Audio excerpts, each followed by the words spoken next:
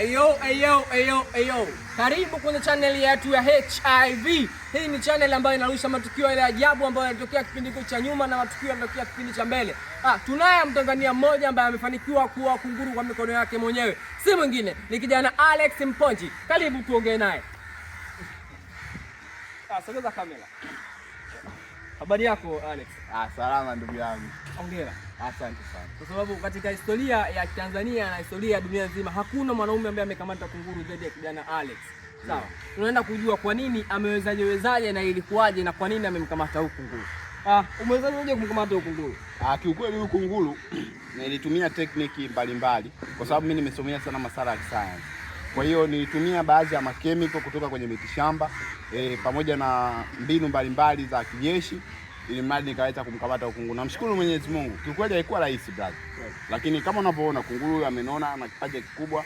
Kwa hiyo nilitumia nguvu kubwa sana, lakini namshukuru Mwenyezi Mungu nimeweza kumpata. Kama alivyosema kijana wetu Alex Mponji kwamba ametumia nguvu kubwa kumpata kunguru huyu. Ndio maana nakwambia ni listi ya watu ambao wapo katika dunia hii wanaofanya vitu vikubwa duniani. Mmoja wapo ni Alex Mponji. Kama unavyotazama, kunguru wengine wakiwa wanahangaika kuja kurudisha uhai wa ndugu yao, lakini hakuna chochote alichofanikiwa kukipata. Tunakwenda kujua ni nyama ama ni kitu gani ambacho kimemfanya yeye Alex Mponji kukamata huyu kunguru. Niambie ndugu yangu, ni kwa ajili ya nyama ama ni kwa ajili ya relax and information au kuna kitu alikifanya ukaamua kukamata na kumuua? Ndio.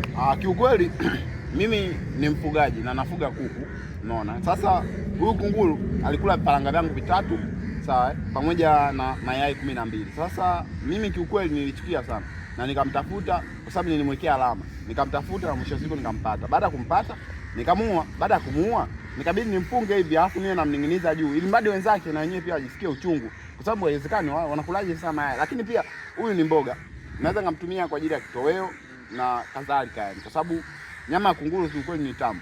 Kama unabisha waulizi wa China.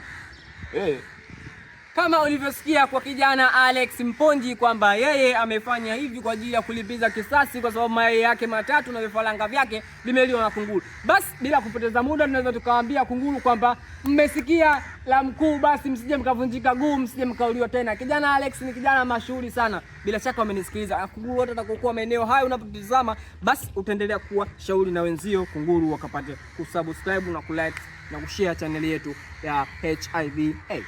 Karibu. Asante.